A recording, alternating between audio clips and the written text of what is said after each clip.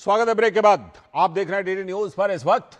और जैसा कि ब्रेक पर जाने से पहले बताया था कि अब हम बात करने वाले हैं, प्रधानमंत्री नरेंद्र मोदी आज बिहार के दौरे पर हैं और विकास की बड़ी बड़ी सौगातें दे रहे हैं। तो विपक्षी महागठबंधन में जबरदस्त राजनीतिक हलचल है।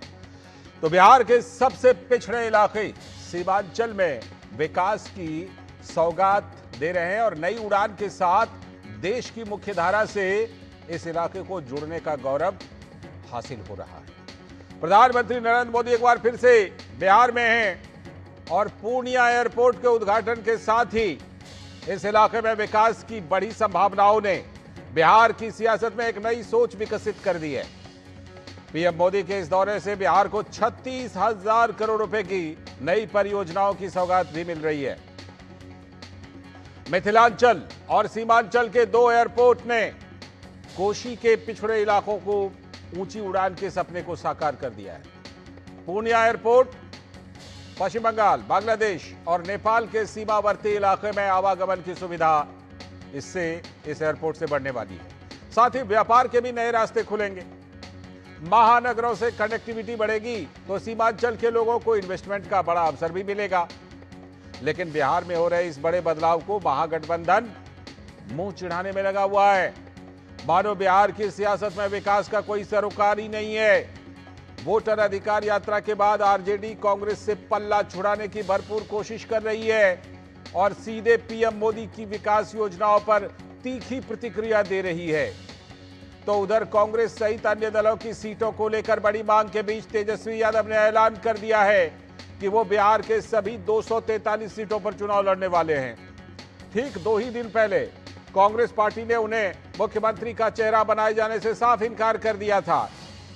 वोट चोरी के नारे को असरदार मान चुके कांग्रेस पार्टी पूरा ध्यान चुनाव आयोग पर निशाना लगाने में लगा रही है।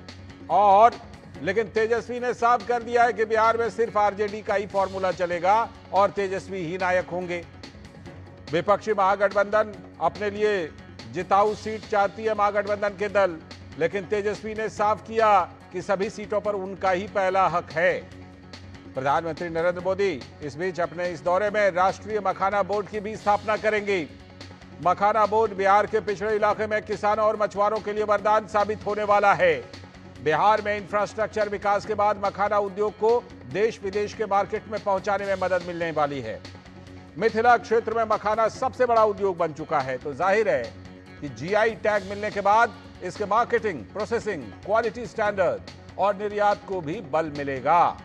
तो जाहिर है कि इससे किसानों को एक बड़ी आजीविका का साधन उन्हें अपने घर पर ही मिलने वाला है।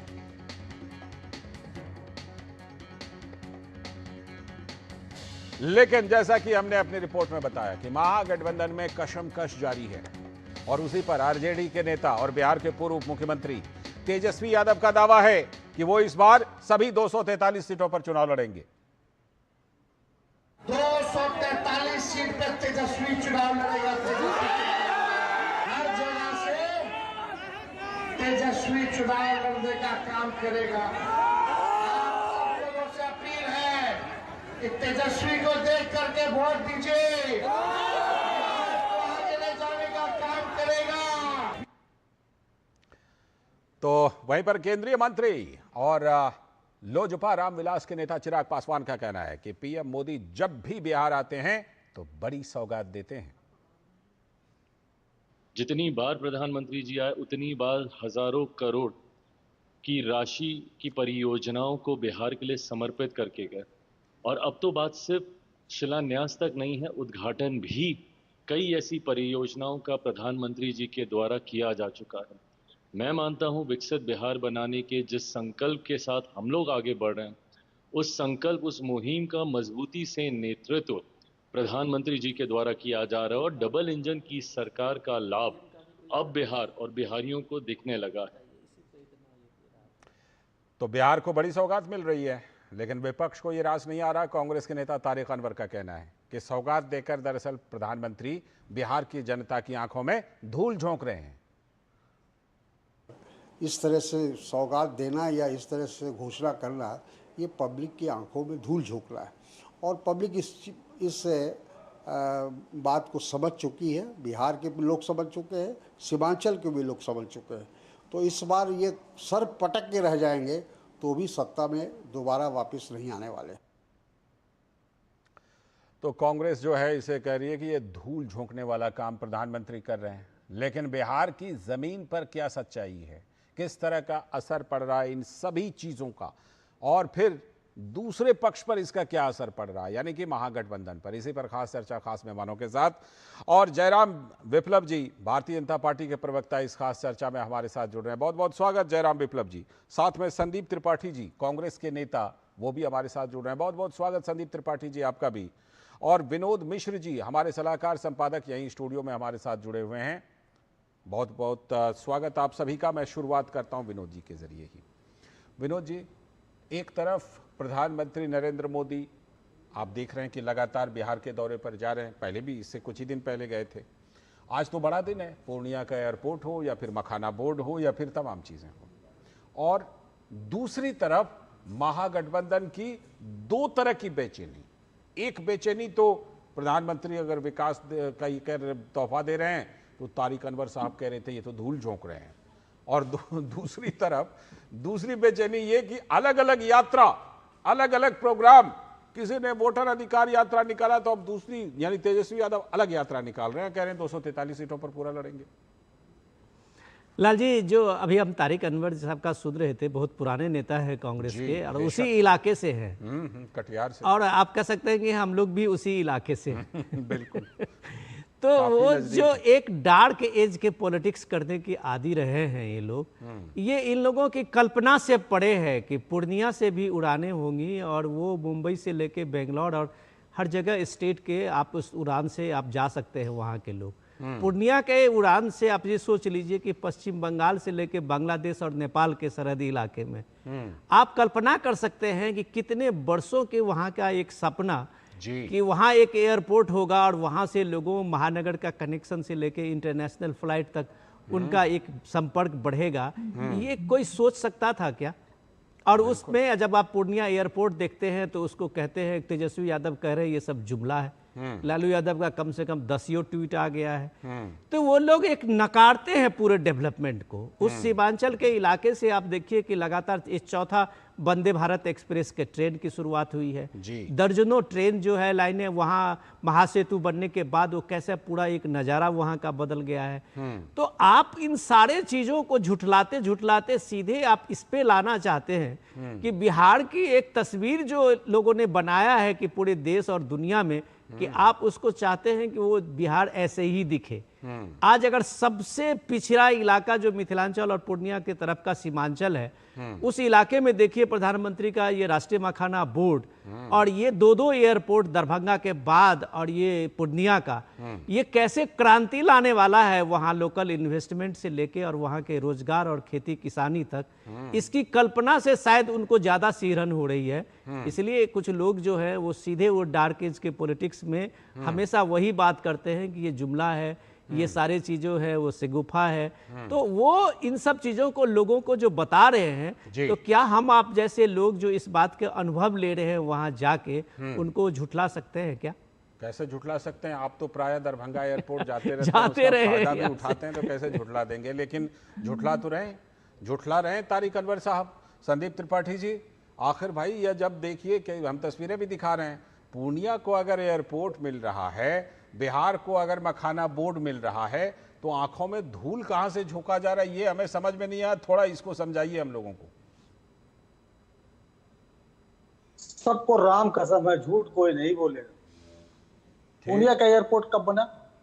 कब बना पूर्णिया का एयरपोर्ट?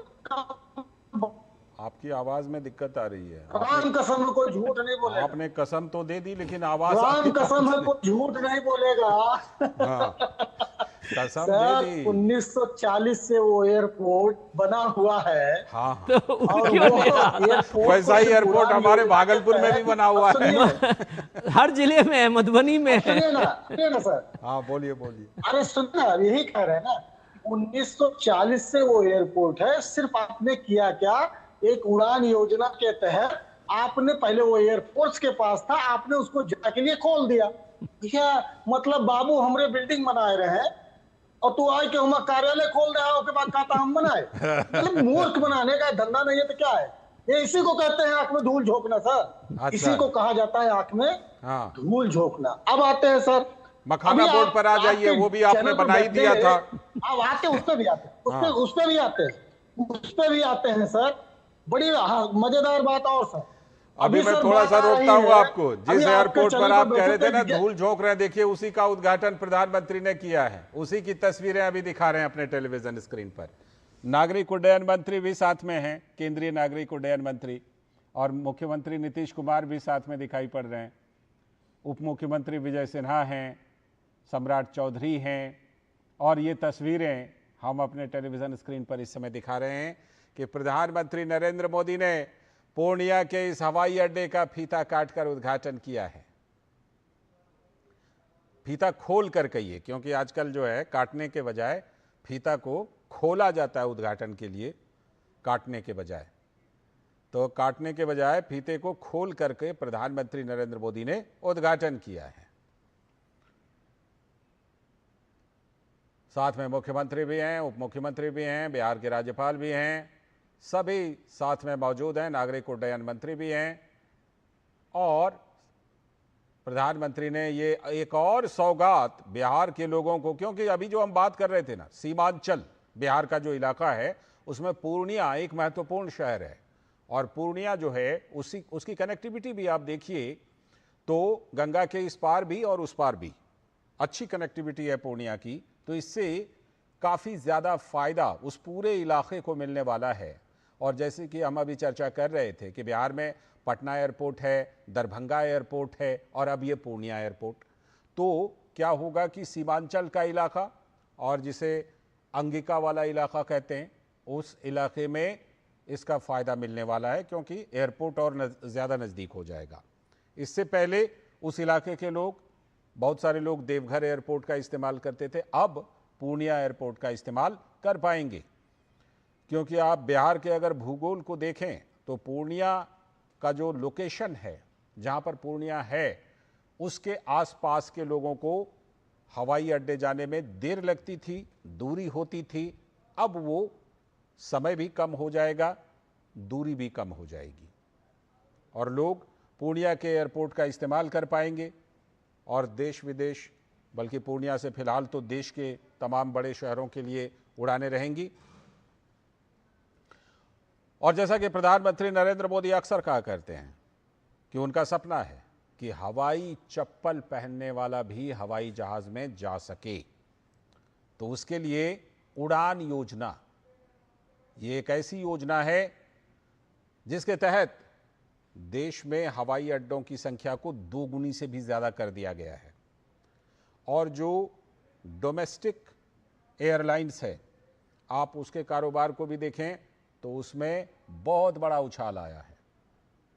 प्रधानमंत्री नरेंद्र मोदी का इंफ्रास्ट्रक्चर पर लगातार जोर रहा है, और उसी के तहत आज पूर्णिया के इस नए हवाई अड्डे का उद्घाटन प्रधानमंत्री ने किया है। उसी की तस्वीरें आप अपने टेलीविज़न स्क्रीन पर देख रहे हैं। जैसा कि हमने आपको बताया है कि प्रधानमंत्री पूर्वोत्तर राज्यों के दौरे पर थे, अब बिहार के दौरे पर हैं।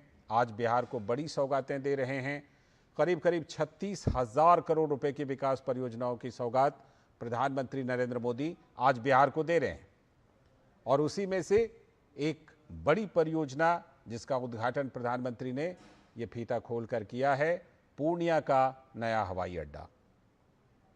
और साथ ही जिस बात की बहुत चर्चा हमने भी की है, बिहार के लिए मखाना बोर्ड का गठन, आज उसकी स्थापना भी हो रही है। इसी बार बजट में इसका खास तौर पर प्रावधान किया गया था बिहार के लिए मखाना बोर्ड का। तो उससे जुड़ी खबरें, उससे जुड़ी तस्वीरें भी आपको दिखाएंगे। लेकिन फिलहाल जो आप तस्वीरें देख रहे हैं, ये तस्वीरें हैं पूर्णिया के नए एयरपोर्ट के उद्घाटन की। प्रधानमंत्री नरेंद्र मोदी बिहार के दौरे पर हैं। उनके साथ मुख्यमंत्री नीतीश कुमार, उप मुख्यमंत्री सम्राट चौधरी, विजय सिन्हा, राज्यपाल आरिफ मोहम्मद खान, केंद्रीय नागरिक उड्डयन मंत्री, सभी लोग मौजूद हैं। और पूर्णिया का एयरपोर्ट उद्घाटन किया गया है, और अब आम लोग इस नए नवेले हवाई अड्डे का इस्तेमाल कर पाएंगे अपनी आवागमन के लिए। तो नए टर्मिनल भवन का उद्घाटन प्रधानमंत्री ने कर दिया है। बिहार के दौरे पर प्रधानमंत्री नरेंद्र मोदी विकास की कई बड़ी परियोजनाएं दे रहे हैं। उसी क्रम में सीमांचल का जो ये इलाका है, पूर्णिया से सटे हुए कुछ जगहों का अगर मैं नाम लूं, जिसमें किशनगंज, अररिया, पूर्णिया से नज़दीक भागलपुर भी है, वो कटिहार है, ये सभी पूरा का पूरा इलाका जिसके लोग पूर्णिया के इस नए एयरपोर्ट का इस्तेमाल कर पाएंगे, उनके लिए काफ़ी सुविधाजनक होगी इस एयरपोर्ट का इस्तेमाल करना। आवागमन के लिए देश के कोने कोने में जा पाएंगे पूर्णिया के एयरपोर्ट का इस्तेमाल करके। तो प्रधानमंत्री नरेंद्र मोदी ने इसी पूर्णिया हवाई अड्डे के नए टर्मिनल भवन का उद्घाटन किया है अपने बिहार दौरे के दौरान। प्रधानमंत्री नरेंद्र मोदी बिहार को विकास की कई तोहफे, कई उपहार दे चुके हैं और उसी क्रम में आज भी 36,000 करोड़ रुपए की विकास परियोजनाओं का उद्घाटन और शिलान्यास। लेकिन ये जो पूर्णिया का हवाई अड्डा है, इसका प्रधानमंत्री ने उद्घाटन किया, ये शिलान्यास नहीं है, ये बन के तैयार है। अब ये आम लोगों के इस्तेमाल के लिए हवाई अड्डा रहेगा, जिसका इस्तेमाल आम लोग कर पाएंगे और बहुत जल्द इसे आम लोगों के लिए खोल दिया जाएगा। लोगों को आवागमन में इससे काफ़ी सुविधा होगी। तो प्रधानमंत्री नरेंद्र मोदी के इस दौरे की ख़ास बात ये कि बिहार के लोगों को, ख़ास तौर पर सीमांचल के आसपास के लोगों को बहुत बड़ी सौगात। तो प्रधानमंत्री नरेंद्र मोदी जब आज बिहार के दौरे पर हैं, ये प्रधानमंत्री जी का 3 हफ्ते में दूसरी बार बिहार का दौरा है। तो आप समझ सकते हैं कि प्रधानमंत्री नरेंद्र मोदी बिहार के दौरे पर लगातार जा रहे हैं, लगातार विकास की परियोजनाओं का उपहार दे रहे हैं, बिहार के लोगों के लिए काफ़ी महत्वपूर्ण। और उसी क्रम में आज भी 36,000 करोड़ रुपए से भी ज़्यादा की विकास परियोजनाओं का उद्घाटन और शिलान्यास। आज 4 ट्रेनों को हरी झंडी भी प्रधानमंत्री दिखाने वाले हैं।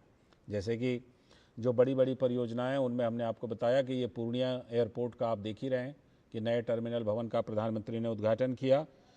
इसके अलावा जो मखाना बोर्ड है, उसकी स्थापना होगी, वो भी एक बहुत बड़ा फैसला मोदी सरकार का। इसी बार बजट में केंद्रीय वित्त मंत्री निर्मला सीतारमण ने इस फैसले का ऐलान किया था, जो कि बिहार के लिए, बिहार के किसानों के लिए, आम लोगों के लिए भी बहुत महत्वपूर्ण, क्योंकि मखाना बोर्ड के गठन के साथ ही उम्मीद की जा रही है कि जो मखाना कारोबार है उसको काफ़ी बढ़ावा मिलेगा। तो हम लगातार जो प्रधानमंत्री के दौरे हैं उससे जुड़ी खबरें आपको दिखाते ही रहेंगे और उसी पर आज ये चर्चा भी कर रहे हैं, जिसके लिए हमारे साथ तमाम खास मेहमान भी जुड़े हुए हैं। जयराम विप्लव जी के पास मैं नहीं जा पाया था, जयराम विप्लव जी के पास सीधे चलते हैं। जयराम विप्लव जी, लगता है जयराम विप्लव जी फिलहाल हमारे साथ नहीं जुड़े हुए हैं, आगे चलकर जुड़ेंगे। फिलहाल विनोद जी से जोड़ते हैं। विनोद जी, जिस तरह से कि प्रधानमंत्री के हमने उद्घाटन की तस्वीरें दिखाई, पूर्णिया का एयरपोर्ट, निश्चित तौर पर अब हम कह सकते हैं कि अगर आपके घर के पास एयरपोर्ट था तो अब शायद हमारे घर के भी काफ़ी पास में ये नया एयरपोर्ट मिल रहा है सीमांचल के लोगों को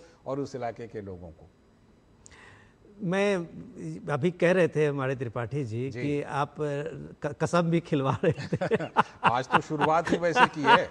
हाँ। देखिए, सवाल ये नहीं है, अभी आपको इसी कसम खिलवा के अगर हम ये बता दें कि कसम लेके बताइए 10 साल तो वही बेचारे लालू यादव का पूरा सपोर्ट लेके आप यूपीए के शासन में थे, तो वो पूर्णिया क्यों नहीं ऑपरेशनल में हुआ? उसके पहले अपना भी तो शासन था इतने लंबे रहे थे। वो दरभंगा जो है, वो दरभंगा एयरपोर्ट से आज आप देखिए त्रिपाठी जी, आपको माने कम से कम आप यकीन नहीं कर पाएंगे, स्टेट के अगर रूप में लीजिए तो आज दरभंगा और ये पूर्णिया का जो ट्रैफिक है, आप देखेंगे कि महीने 2 महीने में पूर्णिया जो है वो सबसे बड़ा वहाँ बनने वाला है एयरपोर्ट के ट्रैफिक में। वहाँ 10 से ज़्यादा आप देखेंगे कि एयर फ्लाइट का हर कंपनी वहाँ देने के लिए तैयार होगी, क्योंकि वो जिस इलाके में है न त्रिपाठी जी, अगर आप कल्पना कीजिए कि इससे पिछड़ा इलाका हो नहीं सकता।